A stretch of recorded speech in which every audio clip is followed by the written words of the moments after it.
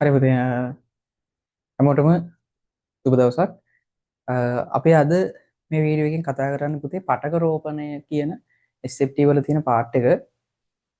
අපි පොඩි කාලයක් ඇතුළත පටක රෝපණය කියන එක ගැන සිද්ධි ටික කතා කරලා අවසන් කරගමු. හරි. බයෝ වල ඉතින් අපිට කොටස් 7ක් විතර නේ පාඩමක් වුණාට ඒක ඇතුලේ විශාල ප්‍රමාණයක් කතා කරන්න තියෙනවා. ඒකෙන් එක කොටසක් තමයි සම්පූර්ණයෙන්ම මේ කතා කරන්නේ පටක රෝපණය කියන කොටස. හරි. එතකොට මුලින්ම අපි යන් වැඩේට අනවශ්‍ය දේවල් ඕනේ නැහැ. හරි. පටක රෝපණයේදී ඔයාලා තේරුම් ගන්න ඕන පළවෙනි දේ තමයි පුතා දැන් ශාක කියන එක ප්‍රචාරණය වෙනෝනේ. එහෙනම් අපි මිනිස්සු වර්ගයාවෝ වෙනවා වගේ ශාකාත්මක වෙනවද? එයාලගේ පැටවුන නෙමෙයි මොනවද? පැල නිර්මාණය කරගන්න. එයාලා වගේ තව අය හැදෙනවා. එහෙම හැදෙනකොට අපි කියනවා ශාක ප්‍රචාරණය වෙනවා කියලා. ඒතර මේ ශාක ප්‍රචාරණය වෙන්න පුළුවන් පුතේ මූලික විදි දෙකක් තියෙනවා. මූලික විදි දෙකක් තියෙනවා. අපිට නිකන් බෙදන්න පුළුවන් එහෙම මූලික විදි දෙකක් විදියට. මොනවද?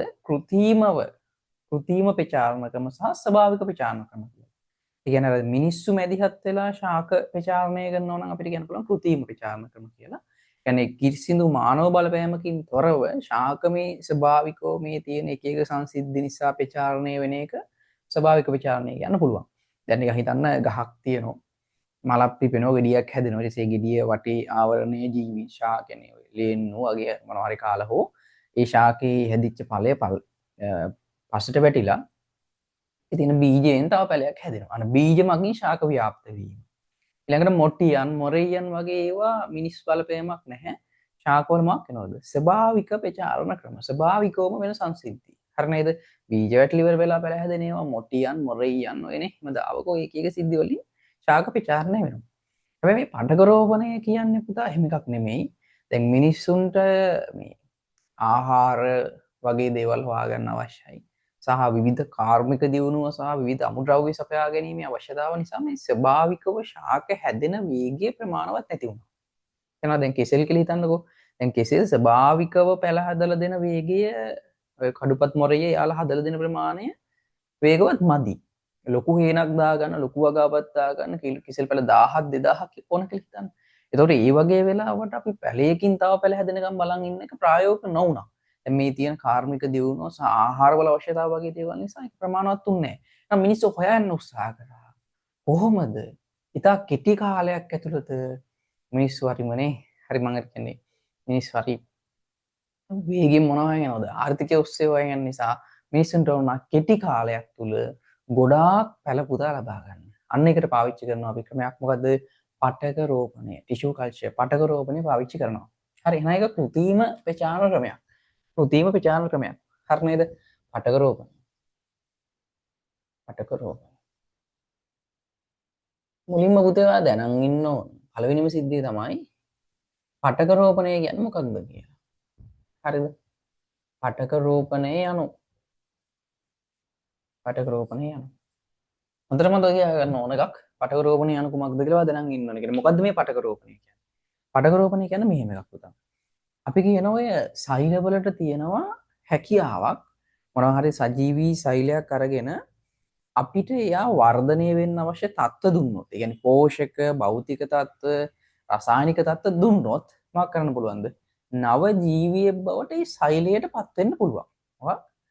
අවුවන් ඉන්න මොනවා හරි සජීවී සෛලයක් අරගෙන එයාට අවශ්‍ය තත්ත්ව ටික දුන්නොත්, හරි සජීවී වෙන්න ඕන ඕනෑම සජීවී සෛලයක් අරගෙන එයාට අවශ්‍ය තත්ත්ව ටික දුන්නොත් පුතේ ඒ සෛලයට පුළුවන් එයාගේ තියෙන ප්‍රවේණික ද්‍රව්‍ය ඒ සංයෝග භාවිතා කරමින් එයාවගින් ජීවියෙක් ජනිත වෙන්න ඒ සෛලයට තියෙනම හැකියාවක්.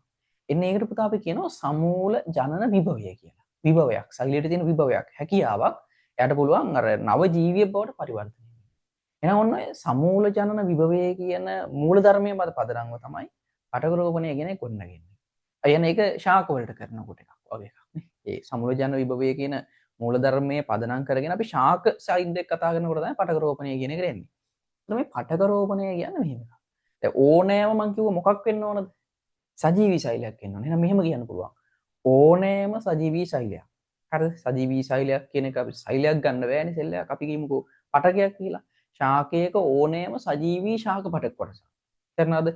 ශාකයක ඕනෑම සජීවී ශාක පටක කොටසක් අරගෙන කෘතිම රෝපණ මාධ්‍යයක් තුළ. ඒ කියන්නේ පසේ එහෙම ස්වභාවික එකක් නෙමෙයි. අපි කෘතිමව හදන ලද මොනවා හරි මාධ්‍යයක් තුළ. කෘතිම රෝපණ මාධ්‍යයක් තුළ ජීවාණු හරි තත්ත්වයට දැන් අපි දන්නවා අපි මොනවා හරි වැඩක් කරද්දී ගොඩාක් අපිට බලපෑමක් ඇති කරන කවුද? ආහාර නරක කරන්නනේ. ඒ වගේ වට ලෙඩ රෝග හදන්න ඒ වගේ වට බලපෑමක් කරන කවුද පුතා? සුද්ධ ජීවීන්. එහෙනම් ওই ජීවාණු හරි තත්ත්ව කියන්නේ සුද්ධ ජීවීන් නැති පරිසරයක්. නේ? ජීවාණු හරණය කරන ලද පරිසරයක්. එන්නේ වගේ ජීවාණු හරිත පරිසරයක් යටතේ තමයි දැන් මේ වැඩේ කරන්න හදන්නේ. මේ පටක රෝපණය කියන ප්‍රොසෙස් එකයි ක්‍රියාවලිය අපිට මෙන්න මෙහෙම අර්ථකථනය කරන්න පුළුවන්. ශාකයක ඕනෑම සජීවී ශාක පටක කොටසක් අරගෙන කෘතිම රෝපණ මාධ්‍යයක් තුල ජීවාණු හරිත තත්ත්වයටදී මොනවද කෘතිම රෝපණ මාධ්‍යයක් ඇතුලේ ජීවාණු හරිත තත්ත්වයටදී ඕනෑම සජීවී ශාක පටක කොටසක් අරගෙන එයාට අවශ්‍ය පෙසස්ත භෞතික සහ රසායනික තත්ත්ව ලබා දුන්නොත් භෞතික හා රසායනික තත්ත්ව ලබා දෙමින් නවශාකයක් ජනිත කිරීමේ ක්‍රියාවලියට අපි කියනවා පටක රෝපණය කියලා. පරිදිවැඩීද? හරිද? නිකන් මතක තියාගන්න කියන්නේ මම මෙතෙන්දිම මතක තියාගන්න උත්සාහ කරන්නේ පොඩක් වෙලාව ගියට කමක් නැහැ. يعني ඔක්කොම කියලා දාන එක නෙමෙයි. ඉතින් මට මේක කොහොමද පුළුවන් මේක මුලින්ද ළඟට කියන එක නෙමෙයි වැඩේ. ඔයා කොහොම හරි මේ වීඩියෝ එක බලලා අවසන් වෙද්දී ඔයාට පටක රෝපණය කියන සංකල්පය ඔලුවට ගිහින් තියෙනවා. දැන් මටත් ඒක බැරි නම් මාත් කොලයක් බලන්නම් කියන්නේ පොතක් බලන්නම් කියන්නේ ඔයාටත් බෑ ඉතින්. හරිද? බැරි වෙනවනේ. ඉතින් ඒක නිසා හොඳම වැඩේ තමයි අපි ඉස්සලා ඔයාටත් මේක බලලා අවසන් වෙද්දී හොඳ මතකයක් තියෙනවා. හැම කොටසක්මනේ මම හිතනවා ඔන්ලයින් අය පන්ති ඒ කියන්නේ අපේ YouTube සෙට් එකේ බලන වීඩියෝ සීරීස් එක බලන අය නම් අපේ වැඩ ටික දාන්න. හරිද? ඒ වගේ. ඒ නිසා හොඳට මේ වීඩියෝ එකේ මේ පොඩි වෙලාව හොඳට ඉඳලා මේ වැඩේ හරියට කොට දාගන්න. හරි. එහෙනම් මෙන්න පටක රෝපණය යනවා. පටක රෝපණය කියන්නේ ඕනෑම සජීවී ශාක පටක කොටසක් අරගෙන කෘතිම රෝපණ මාධ්‍යයක් තුල ජීවාණු හරිත තත්ත්වයටදී හරිද අවශ්‍ය පෙසස්ත සහ භෞතික තත්ත්ව ලබා දෙමින් නව ශාකයක් ජනිත කර ගැනීමේ ක්‍රියාවලිය. ප්‍රොසෙස් එකට we call එහෙම අපි කියනවා පටක රෝපණය කියලා. හරි. ජීවාණු හරිත තත්ත්වයටදී කෘතිම රෝපණ මාධ්‍යයක් තුල නේ ඕනෑම සජීවී ශාක පටක කොටසක් අරගෙන පෙසස්ත භෞතික සහ රසායනික තත්ත්ව ලබා දෙමින් නව ශාකයක් හදනවා නම් අපි ඒකට කියනවා පටක රෝපණය කියලා. දැන් ඔයාලා දන්නවා පටක රෝපණය කියන්නේ මොකක්ද? ඒක අර සමූල ජනන විභවයනේ. මූල ධර්මය මොකක්ද කියලා ඔයාලා දන්නවා. හරිද? පටක රෝපණය කියන්නේ මොකක්ද? ඒකේ සමූල ජනන විභවය. නැත්නම් මූල ධර්මයේ කියන සිද්ධිය ඔයාලා දන්නවා. හරි. ඊට පස්සේ අපි පටක රෝපණය කියන සංසිද්ධිය කරමු. ඒක පාට කරමු. මොකද්ද වෙන්නේ කියලා බලමුකෝ. හරි. හරි. දැන් පටක රෝපණය කියන එක දන්නවා. හරි. දැන් පුතා මෙහෙමයි කරන්නේ. අපි ඉස්සෙල්ලාම මෙහෙරින්ද පේනෝනේ. මව් ශාකයක් නඩත්තු කරනවා. ඒ කියන්නේ හොඳ ප්‍රවේණියක් තියෙන ශාකයක් අල්ල ගන්නවා. එන ගෙඩි ලොකු ගෙඩි ලොකු කියන්නේ හොඳ පළදාවක් හම්බෙනවනම් හොඳ පළදාවක් හම්බෙනවනම් පොඩි ගෙඩිය වැඩක් නැහැනේ. හරි. මේ ජිල් බෝල වගේ අඹ ගෙඩි තියෙනවා. ඒ වගේ ගස් ගන්න නැහැ මේවට. ගෙඩි වුණත් ලොකු ගස් තමයි අපි මව් ශාකයේ විදිහට ගන්න. මේ ගෙඩි නෙමෙයි හොඳයි. එවනවද? මේ පට්ට නිකන් ගහක් අදහස් කරන්න එවන මට. ඒතර නොහම මේ අපි හිතමු මේක මව් ශාකය කියලා. එතකොට අපි පටක රෝපණය ලබා ගන්න ශාක. මව් ශාක. ඒ කියන්නේ මේ පටක රෝපණයේදී කරන්නේ පුතා හොඳ ගුණාංග තියෙන අපි හොඳ ප්‍රවේණියක් තියෙන ශාකයක් ගන්න. හරිද? අරගෙන එයා වගේම ක්ලෝන කියලා කියන්නේ. අර තාත්තා වගේම පුතා කියලා කියන්නේ. හරිද? අම්මා වගේම දූ කියලා කියන්නේ. ඒ වගේම කියන්නේ දැන් මේක නම් ඒ ගුණ 100%ක් එනවා. අපි කියනවා මාට්‍රෝසාකයට ਸਰව සමදු විතුරු පරම්පරාවක් ගන්න පුළුවන්. පටක රෝපණය. කියන්නේ මෙයා වගේ කියන්නේ මෙයා වගේම කියන්නේ මෙයාගේ පත්‍රය හැදෙන තැනින්ම මෙයා හැදෙනවා කියන එක නෙමෙයි. මෙයාගේ ගුණාංගයනෝ. සමහර තත්ත්ව තියෙනවා ඒවා තීරණය වෙන්නේ ඒ කියන්නේ ශාකයේ සමාන වුණාට ඒක තීරණය වෙන්නේ භෞතික තත්ත්ව මත. උෂ්ණත්වය, ආලෝකයේ වැටෙන විදිහ මත තමයි හැම අඹ ගහක්ම එක වගේද? නැන්නේ අතු බෙදෙන විදිහ ඒ වගේ සංසිද්ධි තීරණය වෙන්නේ ප්‍රවේණීය යම් බලපෑමක් තියෙනවා. නමුත් භෞතික සිද්ධි මත. ආලෝකයේ වැටෙන විදිය ඒ වගේ දේවල් මත ඒක තීරණය වෙන්න පුළුවන්. ඒතකොට ඒක තේරුම් ගන්න අර එකම ක්ලෝන කියන්නේ එක වගේම ගහක ඕන වෙන්නේ නැහැ. තේරුණා නේද? හරි. ඒක ඒවා වෙනස් වෙනවා. නමුත් ඒකේ තියෙන ගුණාංග නේ. ගුණාංග ශාකේ ਸਰව සම වෙනවා. ඒතර මෙන්න අපි හොඳ මව් ශාකයක් ගත්තා. හරි. ඇත්තටම පටක රෝපණය කරද්දී නම් මේ මව් ශාකේ නඩත්තු කරන්න ඕන.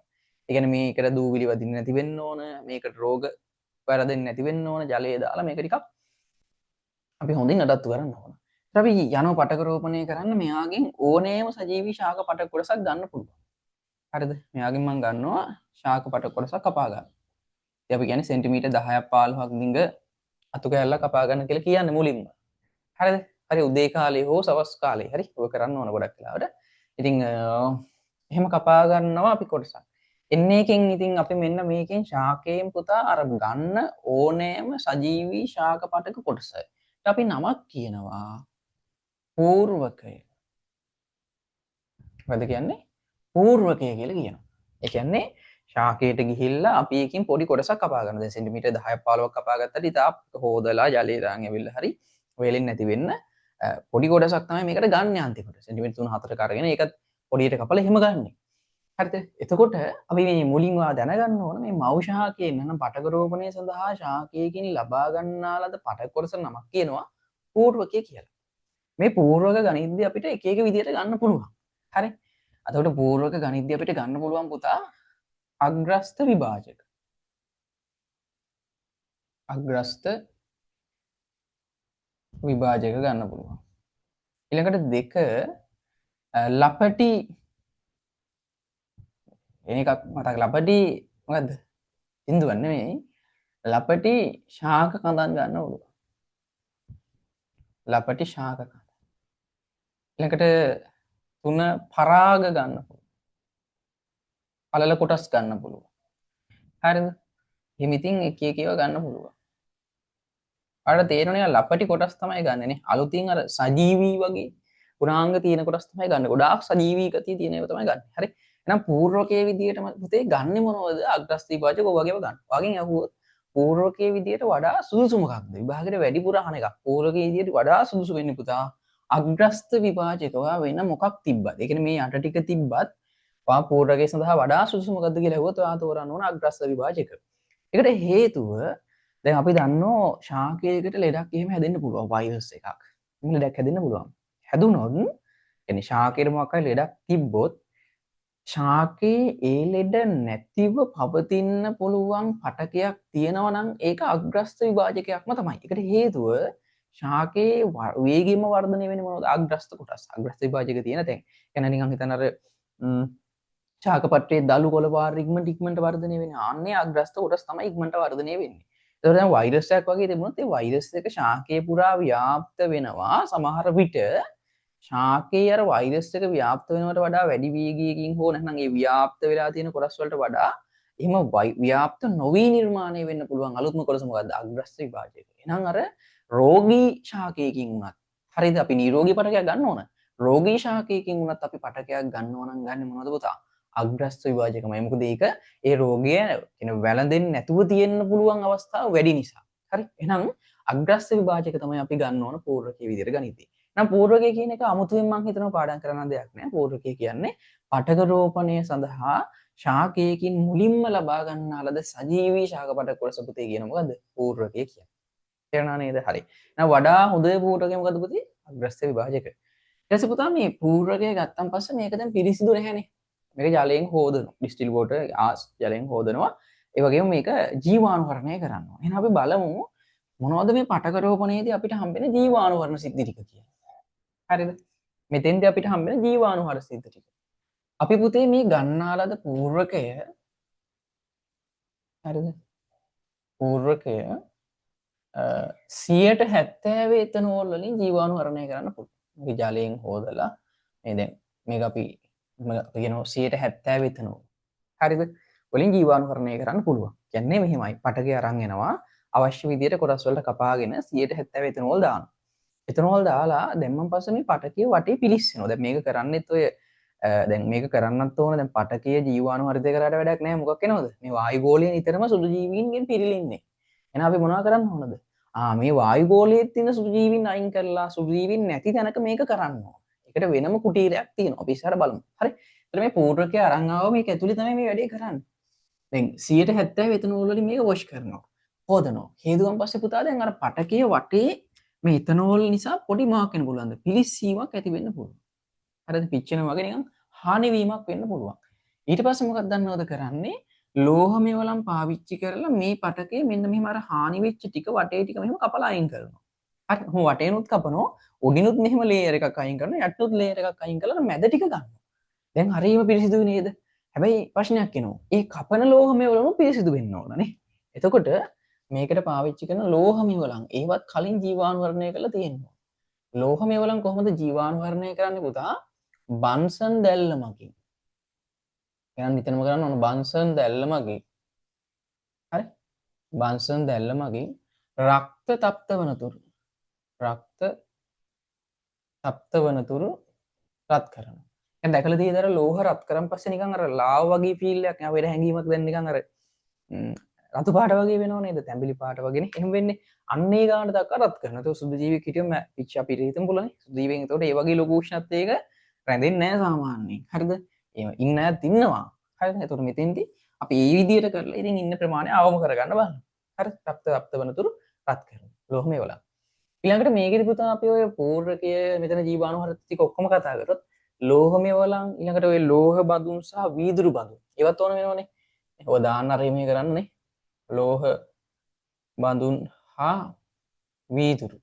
ඒ කියන්නේ ඔය පෙට්ටි දීසියෙම ඕන වෙනවා පටක රෝපණ මාධ්‍යයම දාන්න. හරි. එතකොට මේවා ජීවාණුහරණය කරන්නේ වියලි උඳුන මගින්. වියලි උඳුන. වියලි උඳුන. හරි. ඊළඟට අපි ඔකට ගන්නවනේ මාධ්‍යයක් ගන්නවා කිව්වනේ. නේ මාධ්‍යයක්. කෘතිම රෝපණ මාධ්‍යයක්. අපි රෝපණ මාධ්‍ය කියලා කියමුකෝ. ඒතර පුතේ මේ රෝපණ මාධ්‍ය ජීවාණුහරණය කරන්නේ මොකෙන් දන්නවද? ඒකට අපි දාන්න පුළුවන් ඔටෝකේව් එකට. ඒ කියන්නේ පීඩන උඳුනට. පීඩන උඳුන. හැබැයි මෙහෙම සීන් එකකුත් තියෙනවා. දැන් පීඩන උඳුනට දැම්මන් පස්සේ සාමාන්‍යයෙන් තාපය නිසා හානි වෙන ඒවා තියෙනවා. ඒ කියන්නේ තාප අස්ථායී සංයෝග තාප අස්ථායීව තියෙනවා පුතා. මොකක් කරනවද? කියන්නේ රෝපණ මාධ්‍යම තාප අස්ථායීව තියෙනවා නම් සුද්ධ පෙරණ වලට තමයි. සුද්ධ පෙරණ.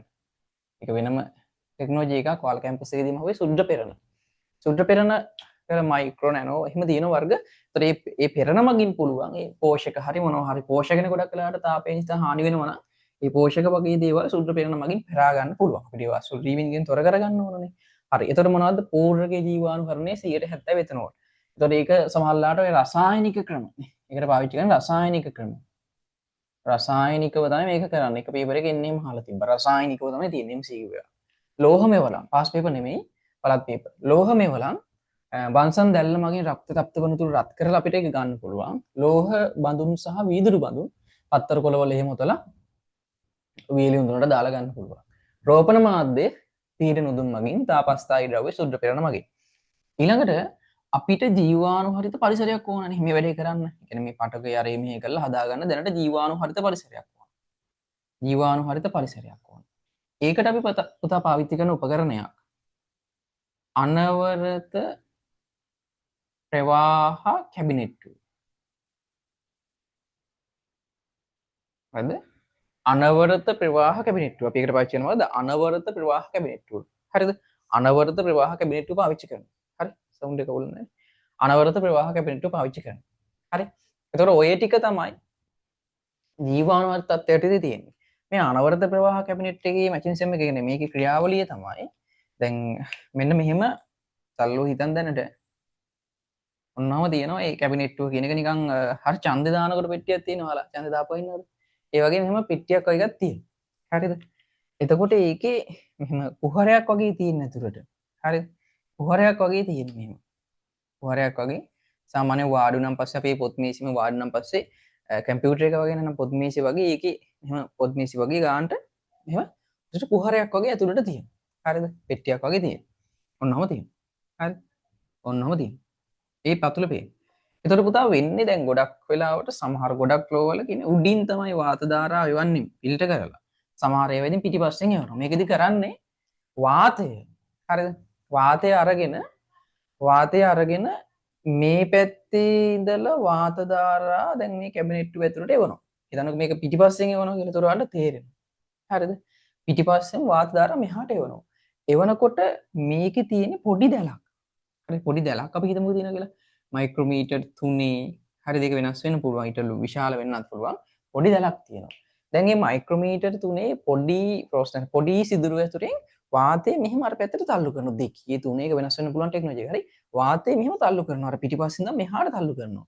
ඒතර පුතා මේ සිදුරු අතරින් යද්දී අපි දන්න ඕනේ සුදු ජීවිය කීය කියලාද කියන අඩුම 0.1කට වඩා කුඩායි කියලා. එහෙනම් දැන් වාතය ඊටමත් පොඩි සිදුරු ඇතුලෙන් එවනකොට අර සුදු ජීවීන් මොනවා වෙන්න ඕනද? එකක් වෙනවද? විශ්ව බීජ සුදු ජීවීන් මොනවා වෙන්න ඕනද? ඒ සිදුරු අතරින් එන්න බැරුව හිර වෙලා යාලා ඉතුරු වෙලා අන්න හොඳ ජීවාණුහරිත වාතයක් මෙහාට එනවා. එහෙනම් මේකෙදී ඔයාලට තේරෙනවා දැන් මේක පාවිච්චි කරන්න කලින් විනාඩි 10 15කට කලින් මේක දාලා තියන්න ඕනේ. එහෙනම් මේක ඇතුලේ තියෙන වාතයේ සුදු ජීවීන් ඉන්නවනේ. ඒ ටික අයින් වෙන්න වගේ මේක දාලා තියන්න ඕනේ. ඉස්සෙල්ලා එහෙනම් අපි මේක මේ වැඩේට ගන්න කලින් මිනිත්තු 10 15කට කලින් මේක හොඳට පිරිසිදු කරනවා. සැවිනෝල් ඩෙටෝල් වලින් පිරිසිදු කරන්න පුළුවන්. ඊට පස්සේ එතනෝල් වලින් මේ පාවිච්චි කරන ටික පිරිසිදු කරන්න පුළුවන්. පුළුවන් කැලලක් කරන් පිරිසිදු කරනවා. ඊට පස්සේ අර මේක ක්‍රියාත්මක කරලා තියෙනවා අපි මිනිත්තු 10 15කට කලින්. ඇයි හේතුව? මොකද මේක ඇතුලේ තියෙන වාතය ටික එළියට ගිහිල්ලා අර ජීවාණුහරිත වාතයම මේක පිරෙනවා. එහෙම කරනකොට තව ওই ජීවාණුහරිත කරගන්න පොඩි වැඩ ටිකක් ඕන කරන්න පුළුවන්. දැන් අලුතින් එන ඒවා එහෙම මේකේ තියෙනවා UV light එකක්. UV light එක දාන්න පුළුවන්. හරි. ඒ වගේම දැන් බන්සන් 1000කේ දැල්වල තියන්න පුළුවන්. දැන් බන්සන් 1000කේ දැල්වනකොටත් ඒ දැල්ලේ තාපය නිසා මොකක් වෙන්න පුළුවන්ද? සුදු ජීවීන් විනාශ වෙන්න පුළුවන්. ඉතින් අන්න ඒ වැඩ ටික කරලා ලයිටුත් එහෙම තියෙනවා ඇතුලේ. හරි. කරලා මේක ඇතුලට යන්න බෑ. හොඳේ. එච්චර ලොකු ගන්න නෙවෙයි. අනේ එක මෙතනක් විතර සාමාන්‍ය ටිකක්. ඕකට තියෙනවා. හරිද? එක සයිස් වල තියෙනවා දෙන්නෙක් බොහෝ එක්කෙනෙක් එක කොටස් වගේ එහෙම තියෙනවා. හරිද? ඊට පස්සේ අපි මේ වැඩ ටික කරලා මේක ඕන් කරලා ටික වෙලාවක් තියෙනවා මේ වැඩේට ගන්න කලින්. ඉතින් ඔන්න ඔය ටික තමයි මූලික සිද්ධි ටික පටක රෝපණයේ ඔය ජීවාණුහරිත කතන්දර ටිකේ. හරිද? ජීවාණුහරිත කතන්දර ටිකේ. හරි. දැන් එහෙනම් අපි මේ ටික අයින් කරලා අතන ඉඳන් වැඩේට යමු. හරි. එතකොට ජීවාණුහරණය කතාව ඉවරයි. ඊට පස්සේ පුතා මොකද වෙන්නේ? දැන් මේ පූර්වකේ අරන් ඇවිල්ලා පුතා දානවා මොකීටද? එහෙනම් ඔය වැඩ ටික කරන්න මොකීට දාගන්න ඕනද? අනවරත ප්‍රවාහ කැබිනට්ටුවට. එහෙනම් ජීවාණුහරිත පරිසරයට. මේක අරන් ඇවිල්ලා දානවා අනවරත ප්‍රවාහ කැබිනට්ටුවට. මම මෙහෙම ලියන්න. අනවරත ප්‍රවාහ කැබිනට්ටුව. ලැමිනා ප්‍රෝ නෙට් කියලා කියන. හරිද? එහෙනම් මේ පූර්වකයේ දැන් මේක අරන් ඇවිල්ලා මේකට දාන්න. ජීවාණුහරණය කරා. හරිද? ඕක අර එතනෝල් වලින් එම හේදුවට පස්සේ ආසවණය කරන ජලයෙන් 3 පාරක් විතර හොදන. හරි ඒ කියන්නේ එතනෝල් වලින් හොදලා ඊට පස්සේ එතනෝල් ටික අයින් කරන්න ඕනේ. දැන් පටකේ ගන්නවා. ඉස්සෙල්ලා ජලයෙන් දෙවරක් දෙපාරක් 3 පාරක් හොදනවා. හොදලා එතනෝල් වල දානවා. එතනෝල් වලින් වොෂ් කරාට පස්සේ අර එතනෝල් ටික යන්න නැවතත් මොකක් කරනවද? ජලයෙන් ආශ්‍රිත ජලයෙන් දෙවරක් විතර 3 පාරක් විතර හොදනවා. හොදලා ඊට පස්සේ තමයි අර ජීවාණුහරිත කරපු ලෝහම වලින් පාවිච්චි කරලා වටෙන් කපලා මැද කොටස ගන්න. හරිද? ඒක තමයි අනවරත ප්‍රවාහ කැබිනට්ටුව. එතන මේ අනවරත ප්‍රවාහ කැබිනට්ටුවට මේ පතක කොටස ගත්තට වැඩක් නෑ පුතා. අර කෘතිම රෝපණ මාධ්‍යයක් ගන්නවා. හරිද? මේ පැත්තෙන් ගන්නවා කෘතිම රෝපණ මාධ්‍ය. හරි. කෘතිම රෝපණ මාධ්‍ය ගන්නවා. එතකොට දැන් මේ රෝපණ මාධ්‍ය තුල කෘතිම රෝපණ මාධ්‍යයටනේ මේක දාන්න ඕන දැන් මේ පටක කොටස. ආයෙන අපි මේ කෘතිම රෝපණ මාධ්‍යයත් මේකට අරගෙන ඉන්නවා. කෘතිම රෝපණ මාධ්‍යයත් මේකට අරන් ඉන්නවා. හරිද? හරි. එහෙනම් මෙන්න රෝපණ මාධ්‍යය. රෝපණ මාධ්‍ය. දැන් අපිට කතා කරන්න තියෙන්නේ රෝපණ මාධ්‍ය ගැන. හරිද? මේ පූර්වකයේ මෙහෙන් එනවා රෝපණ මාධ්‍ය ඉස්සෙල්ලා හදලා තියෙන්නේ ඇත්තටම. ඔය විහිදම කොයි දෙක එකතු කරලා තමයි වැඩේ කරගෙන යන්නේ ඉස්සරහට. එතකොට දැන් රෝපණ මාධ්‍ය ගැන කතා කරන්නේ. රෝපණ මාධ්‍ය ගත්තන් පස්සේ මේ රෝපණ මාධ්‍ය හදලා තියෙන්නේ මෙන්න මේ වගේ සංකටක ටිකකින්. පළවෙනි එක ජලය ඕන. ජලය මේකට ඕන. ඒ ජලය ඕන වෙන්නේ පුතා ලවණ සාන්ද්‍රණය පාලනය කරන්න. මාධ්‍යයේ ලවණ සාන්ද්‍රණය පාලනය කරන්න. ලවණ සාන්ද්‍රණය පාලනයට. මේ කෙලවර පේන්නේ නැතුව ඉදිනේ. වෙනවා. පාලනයට. එප්නේ ලවණ සාන්ද්‍රණය පාලනයට. දෙවෙනි එක ඕන පුතා අකාබනික පෝෂක. අකාබනික පෝෂක. පිටින් ලියන්නම් අකාබනික පෝෂක. ඒ කියන්නේ සුද්ධ පෝෂක සහ මහා පෝෂක. NPK මහා පෝෂක සුද්ධ පෝෂක. හරිද? මහා පෝෂකයි සුද්ධ පෝෂකයි ඕන. හරි. ඊළඟට තුන්වෙනි එක කාබනික පෝෂක. පේනවනේ මම ලියන්නේ. කාබනික පෝෂක. ඕකනේ නියුටන් එකේ. කාබනික පෝෂක විදියට අපිට ගන්න පුළුවන් සුක්‍රෝස්. සුක්‍රෝස් කියන්නේ සීනි. ඊළඟට ෆ්‍රුක්ටෝස් සීනි. ෆ්‍රුක්ටෝස් සීනි. ඊළඟට ඊස්ට් නිස්සාරක. ඊස්ට් නිස්සාරක, මෝල්ට් නිස්සාරක ඒ වගේව ගන්න පුළුවන්. මෝල්ට් නිස්සාරක.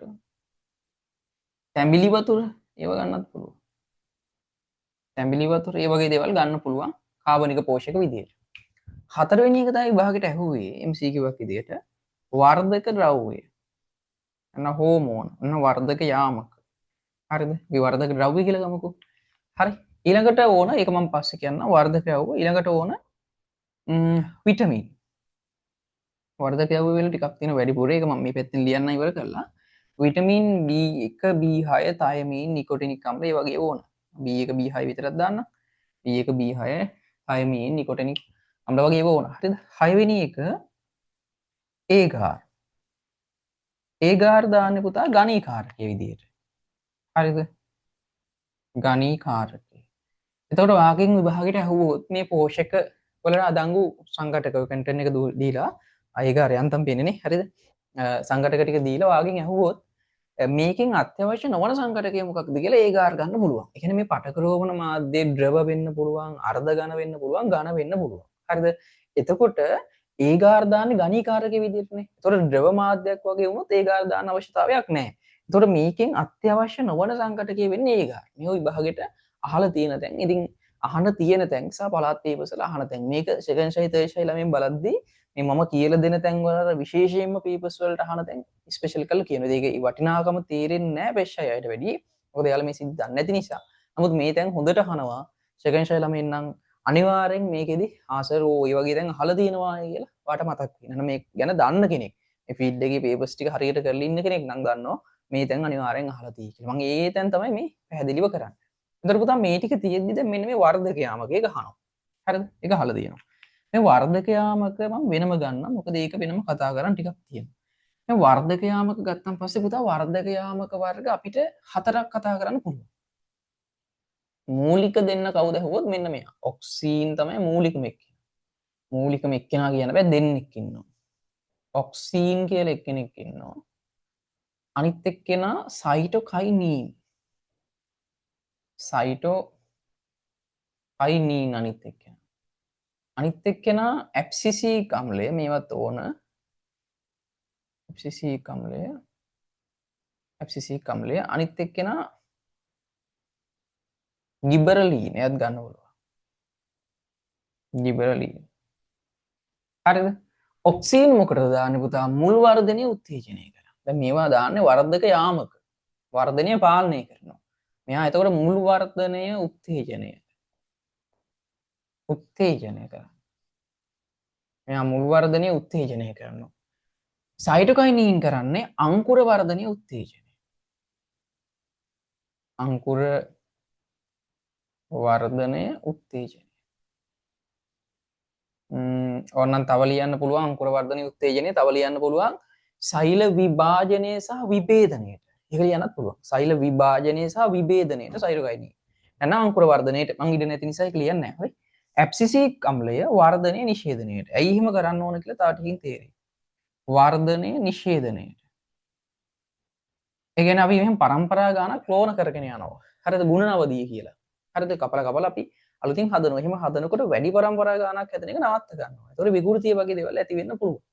හරිද? ගැඹ ගහේ ජම්ප් හැදෙනවා වගේ නෙමෙයි. හරිද? නෙමෙයි වෙන්නේ කියන්නේ. අර ශාකයේ විකෘති වෙන්න පුළුවන්. පළදාවේ එක ශාකයේ වර්ධන විලාසයේ විකෘති වෙන්න පුළුවන්. එක සිද්ධ වෙන්න පුළුවන්. ගිබරලීන් කියන එකේන අංකුර වල දිග වැඩි කරනවා. අංකුර වල දිග අන උස කියලා දාමුනේ. උස වැඩි කරන්න මෙයා ගන්න පුළුවන්. හරි. අංකුර වල උස වැඩි කරගන්න එයා ගන්න පුළුවන්. ඉතින් ඔය ගිබරලීන් දානෝ නේද මේ බියර් නිෂ්පාදනයේදීත් නේ මොල්ටින් කියන ප්‍රොසෙස් එකේදී අංකුර නේ වල කියන්නේ රෝපණය කරන්න අපි බීජරන් රෝපණය අර්ධ ලෙස පෙරෝහණය කරනකොට ඒ උත්තේජනට ගිබරලීන් දානවා. ඉතින් අර අංකුර වල උස වැඩි කරන්න ගිබරලීන් පාවිච්චි කරන්න පුළුවන්. හරි. එහෙනම් ඔන්න ඔය ටික තමයි රෝපණ මාධ්‍ය. හරි. රෝපණ මාධ්‍යෙ මොනවද තියෙන්නේ? ජලය, කාබනික පෝෂක, වර්ධක ද්‍රව්‍ය, විටමින් A ගාර කියන එක. ඒතකොට ජලය ලවණ සාන්ද්‍රණය පාලනයට, අකාබනික පෝෂක, මහා පෝෂක හා සුද්ධ පෝෂක. කාබනික පෝෂක සුක්‍රෝස්, ෆ්රුක්ටෝස් වගේ දේවල් ගන්න පුළුවන්. ඊස් නිස්සාරක, මෝට් නිස්සාරක, තැඹිලි වතුර ගන්න පුළුවන්. හරි. ඊළඟට වර්ධක ද්‍රව්‍ය, විටමින්. හරිද? වර්ධක ද්‍රව්‍ය ගත්තාන් පස්සේ ඔක්සීන්, සයිටෝකයිනීන් තමයි ප්‍රධාන වර්ධක ද්‍රව්‍ය දෙක. ඇබ්සිසින් අප්ලේ ගිබරලීනුත් පාවිච්චි කරනවා. එතකොට මෙයා මුල් වර්ධනීය උත්තේජනය, අංකුර වර්ධනීය උත්තේජනය, ඇබ්සිසික් වර්ධනීය නිෂේධනයට අංකුර වල උස වැඩි කරනවා. විටමින් විදියට B1, B6, තයමීන්, නිකොටිනික් අම්ල වගේව ගන්න පුළුවන්. ඒගාර ගන්නවා ගණීකාරකයේ විදියට. ඒතකොට මාධ්‍යයේ අත්‍යවශ්‍ය නොවන සංකටකය තමයි ඒගාර. එහෙම ඇහුවොත් අදිසියෙන්. අත්‍යවශ්‍ය නොවන සංකටක ඒගාර කියලා ගන්න පුළුවන්. හරිනේ? හරි. ඒතර ඔන්න එහෙනම් අපි රෝපණ මාධ්‍ය ගැන කතා කරා. එහෙනම් මෙහෙම රෝපණ මාධ්‍යද මේ පැත්තෙන් ගමු. හරිද? රෝපණ මාධ්‍ය මේ පැත්තෙන් ගමු. ඉතින් ඔයාටත් මෙහෙම ඔයා හොඳට මේ ගැන අවබෝධයක් තියෙන පුතා ඔයාට පුළුවන් මෙහෙම. ඒ කියන්නේ අපිට පාඩම් කරන්න මුලද මැදද කියලා එකක් නැහැ. එහෙම එකක් නැහැ. ඒ කියන්නේ අපිට මේ අහුවෙන සිද්ධිය කියන්නේ අපි මේ වැඩේ කරන් යද්දි ඒ අහුවෙන සිද්ධිය විස්තර කරගන්න පුළුවන් වෙනවා. එම් බැරි නම් පොඩි හිදසක් මොකක් හරි තියෙනවා. අවුලක් තියෙනවා. හරි. ඊළඟට රෝපණ මාධ්‍යය අනුවර්ත ප්‍රවාහ කැබිනට්ටුවට ගන්න. දැන් ජීවාණු හරිත තත්ත්වයට තියෙයි මේක කරන්න. මෙන්න මෙහෙමයි පුතේ ප්‍රොසෙස් එක යන්නේ. හරිද? අපි මුලින්ම හදන මාධ්‍යය පිටිදීශයක හදන්නේ. අපි ජීවාණුහරණය කරලානේ ගත්තේ. ඒ ටික කතා කරා. මේ මුලින්ම හදන මාධ්‍යයට මේ පටකිය තියෙනවා. මේක කැබිනට්ටුව ඇතුලේ තමයි කරන්නේ. හරිද? කියලා මෙන්න මේකෙදි අපි දාන්නේ පළවෙනි මාධ්‍යයට ඔක්සින් සයිටෝකයිනින් කියන සංයෝග දෙක. ඔක්සින් කියන එක ඕ අකුර හොයන්න දානවා. සයිටෝකයිනින් වල හොයන්න දානවා. හරි. ඔක්සින් සහ සයිටෝකයිනින් කියන අනුපාතය 1:1 අනුපාතයට තමයි මුලින් තියන්නේ. රේෂියෝ එක 1:1. තියලා මේක අපි ගිහිල්ලා තියෙනවා වෙනම කබඩ් ගහලා එහෙම හදලා දිනන ලස්සනට. හරිද? ඒක ගිහින් තියෙනවා. ඒකේ පුතා ඒ කියන්නේ මේක අර වර්ධනය වෙන්න තියෙන එකේ හරිද? මේක ගිහිල්ලා වර්ධනය වෙන්න තියෙන එකක් තියෙනවනේ. ඒකේ ආලෝකය හරිද? සහ උෂ්ණත්වය පාලනය කරන අවශ්‍ය පරිදි. ඒක අපිට හරියටම කියන්න අමාරුයිනේ දැන්. උෂ්ණත්වය කොච්චර කාලයක්ද කියන එක තමයි වැදගත්. හරිද? උෂ්ණත්වය කොච්චර කාලයක් තියන්න ඕනද? කියන්නේ පැය 12ක්ද පැය 18ක්ද ඒක වැදගත් වෙනවා. ඒකේ ඒ අවස්ථාවලදී මේකෙදි වැදගත් වෙනවා. ඊට පස්සේ උෂ්ණත්වය නෙමෙයි ආලෝකය. හරි? ආලෝකය. ඒතකොට උෂ්ණත්වය පුතා තියන්න ඕන සෙල්සියස් අංශක 18ක් 30ක් විතර අරාසේ තියෙනවා. ඒ කියන්නේ ඒක හරියටම 18ද 30ද ඒ කියන එක පේ වෙන්නේ ඒ ශාකයත් එක්ක ඒ යාල් ලබා ගන්න අත්දැකීම් එක්ක කොහොමද මේ සිද්ධියත් එක්ක කියන එකත් එතනදි බලපානවා. නමුත් ඒ වලට ඒ ස්ටේජ් වල ඒ කියන්නේ ඒ තත්ත්වවලදී ලබා දෙන්න ඕන උෂ්ණත්ව සහ ආලෝක පැය ගාණක් තියෙනවා. ඒක අපි ලබා දෙන්න ඕන. හරිද? ඉතින් ඒ වගේම ඔය මාත් පටක රෝපණේ ට්‍රේනින් එක ඒ හරියද හිටියේ ඒකෙදි එයාල් ලබා ගන්න අත්දැකීම් මගින් මේ ශාකවල හැසිරීම තීරණය කරන්න පුළුවන්. ඒව ඉතින් අර පොත්වල හරියටම ලියන එක ටිකක් අමාරු වැඩක් ඇත්තටම. හරිද? කියන්නේ එයාලගේ තියෙන එක්ස්පීරියන්ස් එක පොත්වල ලියන්න බෑ. ඒකනේ ඔය ජොබ් එකකට ගියත් මාත් බලන්නේ. අත්දැකීම් බලන්නේ. ඒක අර අපි ලබා ගන්න ඩිග්‍රී එකකින් හරි මොකක් හරි එකකින් මනින්න බෑ. හරිද? ඒක මනින්න බෑ ඒකෙන්. ඒ අත්දැකීම් කියන එක ඒකෙන් මනින්න බෑ. ඒක මාර වැදගත්. හරිද? ඉතින් ඔයා මොනවා හරි ෆීල්ඩ් එකක පොඩි කාලේ ඉඳලා ඉන්නවා නම් ලොකු වෙනකන් ඔයා අවසාන කාලෙදී ඔයාගේ ළඟ තියෙන දැනුම සහ ඔයාගේ ඒකේ හැසිරීම අධ්‍යයනය කළ තියෙන විදි වගේ දේවල් ඒවා අර ඩිග්‍රී වල වටිනාකම් වලට සමාන කරන්න බෑ. හරිද? ඒකයිනේ ඔය ඕන කම්පැනි එක මොකක් තියෙනවද අහන්නේ. එක්ස්පීරියන්ස් තියෙනවද කියලා අහන්නේ. හරි නේද? හරි.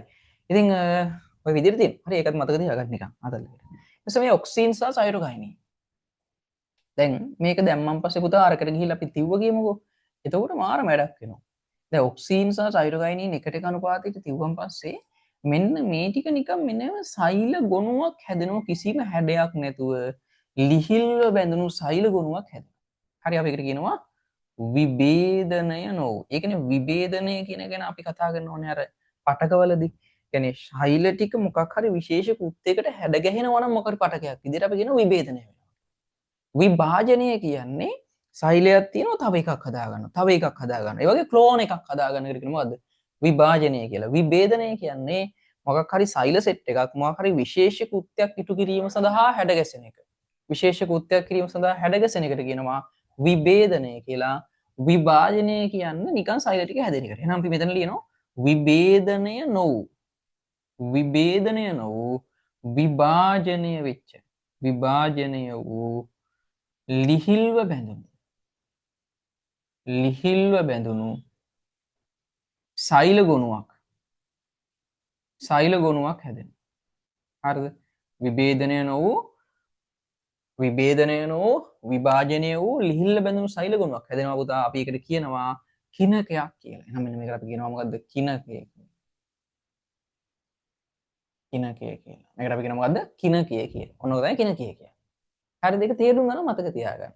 දැන් ගොඩක් අය කිනකයක් කියලා එකක් තියෙනවා ඊට පස්සේනේ කාට කතනය කරන්නේ. එහෙම නෙමෙයි. මේ වෙන විදියනේ. වෙන විදිය කතා කරලා අපි ඒකට කියන නමක් තියෙනවා. වෙන කිනකය. මොකද්ද? ඔක්සින් සයිටෝකයිනින් එකට එක දාලා පටකය දැම්මම මුලින්ම අර තත්ත්ව දීලා කොහොම හරි ඔක කරන් පස්සේ මොකක් වෙනවද? ජීවාණු වල තත්ත්වයටදී හරි වෙනකොට කිනකය කියන්නේ මොකක්ද? විභේදනය වෙන්නේ නැති. ඒ කියන්නේ විශේෂ කෘත්‍ය සඳහා හැඩ ගැසුන් නැතුයි. විභාජනය වෙච්ච අලුතින් සෛල ගොඩාක් හැදිච්ච ලිහිල්ල බැඳුණු සෛල ගුණයකට අපි පුතා කියනවා මොකද්ද? කිනකයක් කියලා. ලේසි නේද? කිනකයක් කියලා කියනවා. එහෙනම් දැන් මොකද කරන්නේ? දැන් ওই කිනකය වර්ධනය වුණාන් පස්සේදී අරගෙන එනවා. දැන් ඔන්න තියෙන කිනකය. ඔය කිනකය දානවා පුතේ ඊට පස්සේදී දැන් ඔය කිනකය දානවා පුතේ ඊට පස්සේදී මේ අපි කියන තරම් මේක සරල නෑ හොඳේ. පොත්වල ලියලා තියෙන තරම්. ඉතින් කරපු කෙනෙක් තමයි දන්නේ. මේක මේ රෝපණ මාධ්‍යම හදන එක මාරම ගේමක් තියෙනවා. හරිද? හම තියෙනවා. හංගිනකෝ ඒක ජෙවාල්ට ඕන වෙන්නේ නැහැ. කාලේ තැන් වලට ගියොත් ඉගෙන ගන්න හම්බෙයි.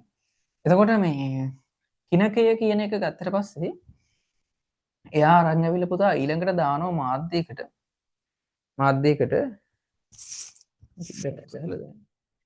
මාධ්‍යයකට දානවා. හරිද? මාධ්‍යයකට දානවා මේක. මාධ්‍යයකට දානවා. හරිද? මාධ්‍යයකට දානවා.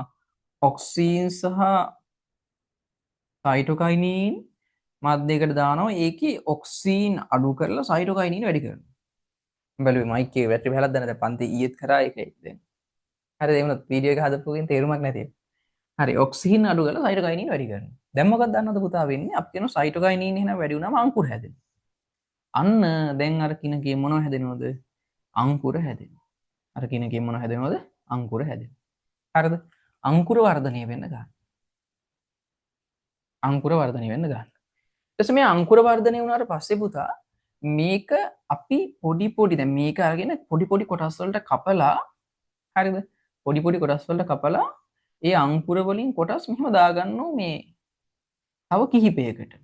ඒක කීයකට දානවද කියලා ඒ හැදෙන ප්‍රමාණය ඒ වගේ සංසිද්ධි මත තීරණය කරනවා. අපි ඒකට කියනවා ගුණන අවධිය කියලා. මේ අංකුර අරගෙන ඒක කපලා ගුණන අවධිය. හරිද? ඒ කියන්නේ මේ අංකුර ටික දැන් මෙහෙම වර්ධනය වුණාන් පස්සේ අංකුර තියෙන ටික අරගෙන අංකුර පොකුරක් වගේ ඒක අරගෙන එහෙම කපලා දාගන්නවා වෙන පෙට්ටි දීසි වලට. ඒකට ඒවයි මාධ්‍යයන් එහෙම සමහරලාට වෙනස්. හරිද? මේකට වඩා ඒක වෙනස්. එහෙම දාගන්නවා.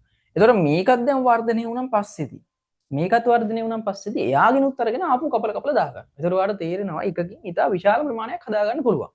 එහෙම සාමාන්‍යයෙන් පරම්පරා 5ක් 6ක් එකකින් එක වෙනස් වෙන්න පුළුවන්. හදන කෙනේ යම් කිසි ප්‍රමාණයක් තියෙනවා ඊට වඩා එක වැඩි කරන්න එහෙමොත් විකෘතිය වගේ එක ඇති වෙනවා. එහෙනම් අපිට ඇල්ෆා හදන්න පුළුවන් නේ. කියන්නේ ඇල්ෆා හදන්න පුළුවන් කියන්නේ එකක් අරගෙන ඕන තරම් හදා ඉන්න පුළුවන්. එහෙම කරන්න බෑ. යම් කිසි ප්‍රමාණයකට වඩා හැදුවන් පස්සේ විකෘති තත්ත්වයක් ඇති වෙනවා. ඉතින් උත්සාහ කරලා ඇතිනේ යාලා. ඒකට විකෘති වෙලා තියෙනවා. ඒක නිසා එහෙම කරන්නේ නැහැ. ගුණනවදීන් පස්සේ හැදෙන එකක් අරගෙන ගුණනවදීන් පස්සේ හැදෙන එකක් අරගෙන දැන් මෙහෙම එකේ තියෙන අංකුර විතරයිනේ. මොකද්ද කරන්නේ? ඊළඟට පුතේ දානවා මාධ්‍යයකට. මේක යටිලිව පේන්නේ නැහනේ.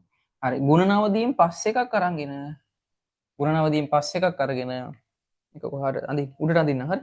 ගුණනවදීන් පස්සේ එකක් අරගෙන හරිද? ගුණනවදීන් පස්සේ එකක් අරගෙන මෙන්න මේ එකක් අරගෙන කොහොම එකක් අරගෙන ඒකක් දානවා පුතේ. හරිද? ඔක්සීන් සයිටෝකයිනින් වල ඔක්සීන් අනුපාතය වැඩි සයිටෝකයිනින් අනුපාතය අඩු එකට. හරිද? එතකොට මොකද්ද වෙන්නේ? ඔක්සීන් අනුපාතය වැඩි නිසා මේකේ මුල් වර්ධනය වෙන්න හදනවා. හරිද? ඒතර මුල් වර්ධනය වෙනවා. නම් මේකෙන් දැන් මොකක් වෙනවද? මුල් වර්ධනය. හරිද? ඔක්සීන් වැඩි කරාම මුල් වර්ධනය වෙනවා. ඊට පස්සේ ඉතින් අපිට මේක ශාකය තාත් වැඩි දියුණු කරලා බාහිර පරිසරයට හුරු කරලා නව පැලයක් ලබා ගන්න පුළුවන්. හරිද? අලුත් පැලයක් ලබා ගන්න පුළුවන්. බාහිර පරිසරයට හුරු කරලා අලුත් පැලයක් ලබා ගන්න පුළුවන්. හරි. අපි ආපහු පොඩ්ඩක් ඒ ටික බලමු. මේක තමයි වෙන සිද්ධිය. හරිද? හෝමෝන හසුරවන විදිය. එතකොට අපි මුලින්ම ඔක්සිජන් සයිටෝකයිනින් එකට එක දැම්මම කිනකයක් කියලා එකක් හැදෙනවා. විභේදනය වූ විභාජනය වූ සෛලිහිල්ල බැඳුණු සෛල ගුණ කිනකයක් කියලා හැදෙනවා. ඒ කිනකය අරන් ඇවිල්ලා සයිටෝකයිනින් වැඩි එකට දැම්ම අංකුර හැදෙනවා. ඒ අංකුර හදපු එක වෙනම කපලා අරගෙන අපි පරම්පරා 5ක් හදාගෙන ගුණනවදී කියලා කිව්වා. එතකොට පැල ගොඩක් හදාගන්න පුළුවන්. ඊට පස්සේ එයින් එකක් අරගෙන ඇවිල්ලා ඒව අරගෙන ඇවිල්ලා ඉතින් මොකක් කරනවද? ඔක්සිජන් වැඩි එකට දැම්මම පස්සේ මුල් වර්ධනීය උත්තේජනය වුණා. එහෙනම් අර මුල් වර්ධනීය උත්තේජනය වෙලා මේ හැදිච්ච පැලය අපි ටිකක් වර්ධනය කරලා ඒක බාහිර පරිසරයට හුරු කරන්න ඕන. ඒ කියන්නේ එයා දැන් ගියේ ඇතුලේ හැදිච්ච නා සීනි බෝලයක් වගේ කෙනෙක්. දැන් මෙයා මොකක් කරන්න ඕනද? ආලෝකීය ක්‍රමයෙන් වැඩි කරලා උෂ්ණත්වයේ ක්‍රමයෙන් වැඩි කරලා මොකක් කරන්න ඕනද? හිමිහිට මෙයා බාහිර පරිසරයට හුරු කරන්න ඕන. ඒතොර එතෙන්දි මාර වැදගත් සිද්ධියකුත් තියෙනවා. දැන් ওই බාහිර පරිසරයට හුරු කරද්දී අපිට ඕන නම් පුළුවන් සීතල දේශගුණයකට නම් ওই සීතල පරිසරයකට හුරු කරන්න. හරිද? නැත්නම් අපිට පුළුවන් ටිකක් උෂ්ණත්වයේ වැඩි පරිසරයකට හුරු කරන්න. කියන්නේ වීලි කලාපයට හුරු කරන්න පුළුවන්, තෙත් කලාපයට හුරු කරන්න ඒ වගේ පුළුවන්. එතකොට මොකක් වෙනවද? අන්න ශාකය අපිට අවශ්‍ය දේශගුණික තත්ත්වවලට අවශ්‍ය පරිදි කියන්නේ මාරම විදිහට ගොඩක්ම නෙමෙයි. නමුත් අවශ්‍ය පරිදි අපිට ශාකය හුරු කරගන්න පුළුවන්. ඒකත් මාර වැදගත්කමක්. හරිද? එතකොට ඔන්න ඔය ටික තමයි පටක රෝපණයේ තියෙන සිද්ධි ටික. ඊට පස්සේ පුතේ අපි අන්තිමටම කතා කරනවා පටක රෝපණයේ වැදගත්කම් කියලා එක. හරිද? ඉතින් වගේ 4ක් 5ක් මතක තිබුණම ඇති. පටක රෝපණයේ වැදගත්කම්. මොකද අපි රචනා ප්‍රශ්නෙන්නේ නැහැ. පටක රෝපණයේ වැදගත්කම් විස්තර කරන්න. හිමින්නේ නැහැ. හරිද? පටක රෝපණයේ වැදගත්කම්. පටක රෝපණයේ වැදගත්කම් වල පළවෙනියටම ලියනවා නම් මේක හොඳයි. මොකද්ද? අඩු ඉඩ ප්‍රමාණයකින් වැඩි පැල සංඛ්‍යාවක්. ඒකනේ අපි මුලින්ම කතා කරපු දෙන්නේ මිනිස්සුන්ට ඕනේ ඒක. අඩු ඉඩ ප්‍රමාණයකින්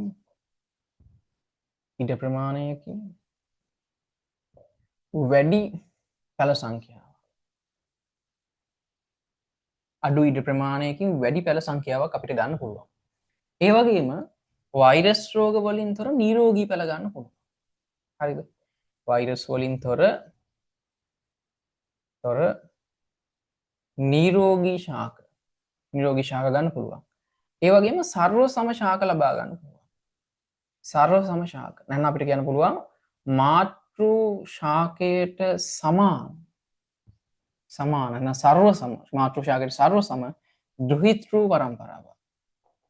පරම්පරාවක් ලබා ගන්න පුළුවන්. සර්ව සම ශාක ලබා ගන්න පුළුවන්. ඒ කියන්නේ එකිනෙක කෙනාගේ ලක්ෂණ එකිනෙක කෙනාට සමාන ශාක ලබා ගන්න පුළුවන්. ඊළඟට අඩු ඊට ප්‍රමාණයකින් වැඩි පැල සංඛ්‍යාවක් කෙටි කාලයකින් කෙටි කාලයකින් මේ පැල ලබා ගන්න පුළුවන්. කෙටි කාලයකින් නිරෝගීමත් පැල ලබා ගන්න පුළුවන්. නිරෝගී පැල ලබා ගත හැකියි. හරි? අර වෙන වගේ නෙමෙයි කෙටි කාලයකින් පැල ලබා ගන්න පුළුවන්. හරිද? ඊළඟට තව ඉතින් අපිට ලියන්න පුළුවන් මොනවද? විවිධ පරිසර තත්ත්වවලට අනුවර්තනීය වෙච්ච ශාක ලබා ගන්න පුළුවන්. අර අවසාන කාලේ හුරු කරනවනේ. ඒ හුරු කරනකොට විවිධ පරිසර තත්ත්වයන්ට හුරු කරන්න පුළුවන්. කියන්නේ දැන් මිදි වගේ එකක් ටිකක් වේලි කලාපිය හෝ ඒ අවශ්‍ය තත්ත්වවලට හුරු කරන්න පුළුවන්. විවිධ පරිසර තත්ත්වවලට අනුවර්තනය කරන ලද ශාක ලබා ගන්න පුළුවන්. කියන්නේ විවිධ පරිසර තත්ත්වවලට ඔරොත්තු දෙන ශාක ලබා ගන්න පුළුවන්. හරි? ඊළඟ එක තමයි ඔය දේශගුණික සාධක වල බලපෑමකින් තොරව පැල ලබා ගන්න පුළුවන්. දැන් අපි මේ ගිය ඇතුලේ වගේනේ හදන්නේ. ඒ කියන්නේ එළිය වහිනවා කියන එක මේකට බලපෑමක් නැහැ. දේශගුණික තත්ත්වවල බලපෑමක් නොමැතිව පැල ලබා ගන්න පුළුවන්. ඒක හිතලා ලියන්න පුළුවන්. හරිද? පැල ලබා ගන්න පුළුවන්. ඊළඟට ඔය ඉතින් කියන්න පුළුවන් ඔය සංස්කෘතික වටිනාකමක් තියෙන ශාක වලින් පැල ලබා ගන්නත් මේක පාවිච්චි කරන්න පුළුවන්. දැන් හිතන්නකෝ ඔය සංස්කෘතික වටිනාකමක් තියෙන පැල වලින් ශාක ලබා ගන්න පුළුවන්. ඒව ආරක්ෂා කරගන්න. ඊළඟට ඔය වදවීමේ යන තර්ජනයට ලක් වෙලා තියෙන ශාක වලින් පැල ලබා ගන්න. ඒ වගේ ඕන තරම් ලියන්න පුළුවන්. හරිද? ඒතර සංස්කෘතික වටිනාකමක් තියෙන එකක් ගැන කිව්වොත් අපි තුමු ශ්‍රී මහා බෝධියෙන් පැල ගන්නවා. ඒ වගේ කොට මේක පාවිච්චි කරන්න පුළුවන්. එතකොට සංස්කෘතික වටිනාකමක් තියෙන ඒවාට. ඊළඟට ඔය වදවීමේ යන තර්ජනයට ලක් වෙලා තියෙන ශාක තියෙනවා නම් ඒවයි පැල ගන්නත් ඒ බීජ හදන්න හිමිහිට එහෙම නිසා පැල ගොඩක් අරගෙන ආපහු අපිට ඕන වගා කරලා ඉවරලා යාළගේ පැවැත්ම තහවුරු කරන්න පුළුවන්. ඉතින් මතක තියාගන්න පටක රෝපණයේ වැදගත්කම්. අඩු ඉඩ ප්‍රමාණයකින් වැඩි පැල සංඛ්‍යාවක්. වෛරස් වලින් තොර නිරෝගීමත් පැල ගන්න පුළුවන්. සර්ව සම ශාක ගන්න පුළුවන්. තව ඒක ගුණ ශාක ගන්න පුළුවන්. ඒක ගුණ ශාක කියන්නේ පිරිමි ශාක, ගෑනු ශාක කියලා තියෙනවනේ. ඒතර අපි පිරිමි ශාක කොච්චර හැදුවත් වැඩක් නැහැ. ගෙඩි හැදෙන්නේ නැහැනේ. එහෙනම් ගෑනු ශාක හදලා දැන් අපි අලිගට පෙර කියලා හිතන්න ඒවෙත් එහෙමනේ. ඒක ගුණ ශාක අපි කියනවා. ඒක ගුණ ශාක. අලිගට පෙර ලොකු වත්තක් දානවා. ඔක්කොම තියෙන පිරිමි ශාක විතරක්ම වැඩක් නැහැ. එහෙනම් ගොඩ ලොකු වත්තක් දාලා ගෑනු ශාක තියෙන වර්ග හරිනේ. ඒතර ගෑනු ශාක විතරක් වගා කරලා පිරිමි ශාක කිහිපයක් වගා කරලා ඉවර වෙලා අපිට ඒ අතරතුර ඵලදාව ලබා ගන්න පුළුවන්. එහෙනම් ඒක ගුණ ශාක. කියන්නේ ගැහණු ශාකයකින් හැදුව පටක රෝපණය කරලා බලයක් ගැහණු ඵලයක්ම තමයි හැදෙන්නේ. ඒ වගේ ඒක ගුණ ශාක ලබා ගන්න පුළුවන්. ඉතින් ඊළඟට කෙටි කාලයකින් පැල විශාල ප්‍රමාණයක් ලබා ගන්න පුළුවන් නිරෝගීමත් පැල. විවිධ පරිසර තත්ත්වයන්ට ඔරොත්තු දෙන පැල ලබා ගන්න පුළුවන්. ඒක කරන්නේ අර බාහිර පරිසරයට හුරු කිරීම කියන තැනදී. දේශගුණික තත්ත්වවල බලපෑමක් නැතුව පැල ලබා ගන්න පුළුවන්. ඒ කියන්නේ වහින කාලයක්ද හිම කියන එක අදාළ නැහැ. මේක අර අපිට අවශ්‍ය පරිදි ආලෝකයේ උෂ්ණත්වය පාලනය කරමින් මේ වැඩේ වෙන නිසා කිසිම ගැටලුවක් නැතුව මේකෙන් පැල ලබා ගන්න පුළුවන්. හරිද? ඊළඟට සංස්කෘතික වටිනාකමක් ඇති ශාක වලින් පැල ගන්න පුළුවන්. ඒ වගේම අර වඳවීමේ තර්ජනයට ලක් වෙලා තියෙන වගේ දේවල් වලින් ශාක ආරක්ෂා කරගන්න මේ ක්‍රමය පාවිච්චි කරන්න පුළුවන්. හරිද? ඊට පස්සේ මේකේ අවාසි කියන එකත් ඔයාලට කතා කරොත් මේක කරන්න විශේෂ තත්ත්ව ඕනනේ. විශේෂ උපකරණ ඕන. පුහුණුෂමයක් ඕන. මේක දැන් වාට ගිහිල්ලා එම කරන්න බෑ. දැන් මාත් පුරුදු වෙන්න ටිකක් දවස් ගියා සතියක් විතර ගියන් පස්සේ තමයි පුරුදු වෙන්නේ මේක බලන් ඉඳලා දවස් 3ක් 4ක්. හරිද? ඉතින් ටිකක් ආනික ඉගෙන ගත්ත කෙනෙක්ට නම් ඉක්මනට පුළුවන්. හරිද? මේ ගැන දන්න කෙනෙක් ටිකක් ඉක්මනට ටික අල්ල ගන්න පුළුවන්. නමුත් ටික හරත් හුරු වෙන්න ඒ වගේ වැඩවල පොඩි කාලයක් යනවා. හරිද? ඉතින් ඒක නිසා මේක අර පුහුණු ශ්‍රමයක් අවශ්‍යයි. පුහුණුව තියන අයට තමයි මේක කරන්න පුළුවන්. අර හැමෝටම කරන්න පුළුවන් නෑ. වලක් කපනවා වගේ වැඩක් ඉඳන වගේ එහෙම කරන්න අමාරුයි. හරිද? ඒ වගේ පුහුණු ශ්‍රමයක් තියෙන්න ඕන. ඉතින් මේ වැඩේ කරන්න ඒ වගේම උපකරණ වල මිල වැඩි ටිකක් නේ. උපකරණ ඕන විශේෂ තත්ත්ව ඕන උපකරණ ඕන විශේෂ තත්ත්ව ඕන. ඒ දැන් නේ AC කරලා එහෙම කාමරවල එහෙම හදන්න ඕන. ජීවාණු හරිත තත්ත්වයට තියෙන කැබිනට් නේ. ලැමිනේට් ෆ්ලෝ කැබිනට් එක කියන්නේ අනවරත ප්‍රවාහ කැබිනට් එක වගේ ඒවා ඕන. ඉතින් ඒක නිසා අර අපිට මූලික වශයෙන් මේකට යන වියදම වැඩි. මොකද ඊට සාපේක්ෂව අපිට ලබන්න පුළුවන් ලාභයත් වැඩි. අපිට පැල හදා ගන්න පුළුවන් වෙනකොට. හරි. ඉතින් මම හිතනවා පටකරෝපණය ගැන සිද්ධි ඉවරයි. පොඩි සිද්ධියක් තියෙන්නේ. හරි නෝට් එක ටියුට් එකේ සම්පූර්ණ දාලා තියෙනවා. ඒ නිසා කිසිම ගැටලුවක් නැහැ. හරි. එහෙනම් අපි ඉදිරියේ තවත් වීඩියෝ එකකින් හම්බෙමු. හරිනේ. ඉතින් යාළුවන්ට ෂෙයා කරන්න අමතක කරන්න එපා. ඔයාලා මං හිතනවා YouTube එකක වීඩියෝ එකක් බැලුවොත් උනන්දුව තියෙන දරුවෙක් මේ ගොඩක් වීඩියෝස් බලනවා. එසේ මට මේ සමහරව මැසේජ් කරලා තියෙනවා සර් මෙහෙමයි කියලා. ඉතින් ගොඩක් අය සමහර කොටස් ඉල්ලලා තිබ්බා. ඉතින් දැන් අර ඕල් ක්ලාස් සහ පන්ති තත්ත් එක YouTube එක දිගට පොඩි පොඩි වීඩියෝස් වැටෙන්නේ නැති වෙයි. නමුත් මේ පාර විභාග කිට්ටු වෙලත් අපි බලාපොරොත්තු වෙනවා වීඩියෝස් ටිකක් දාන්න. හරි. එහෙනම් ඉතින් හැමෝටම සුබ දවසක් අපි ඉදිරියේදී තවත් වීඩියෝ එකක් හම්බෙමු.